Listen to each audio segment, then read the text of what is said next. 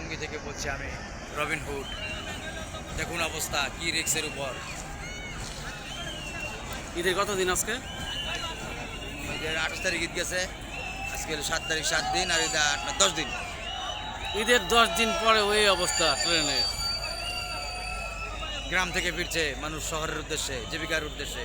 হ্যাঁ, শুনতেছি, তুমি বলছো না তাতেই হবে।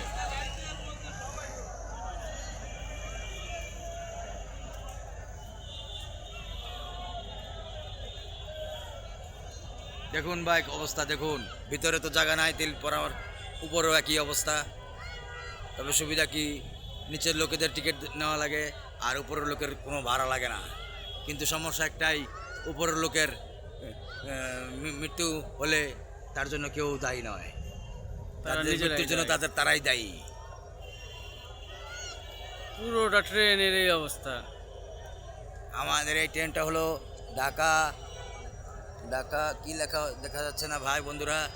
হ্যাঁ, কোথেকে আসছে দেখো এটা। কমিউটার, কমিউটার কি কোন জায়গায় লেখছে, কমিউটার বলাকা। এই যে একটা অ্যাক্সিডেন্ট হতে লাগছিল মাত্র, উপরে থেকে পড়লো এই লোকটা,